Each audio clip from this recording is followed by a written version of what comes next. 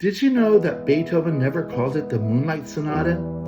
When he first published it in 1801, he simply called it Sonata number 14 in C sharp minor. He also gave the subtitle Sonata Quasi una Fantasia, which simply means sonata in the manner of a fantasy.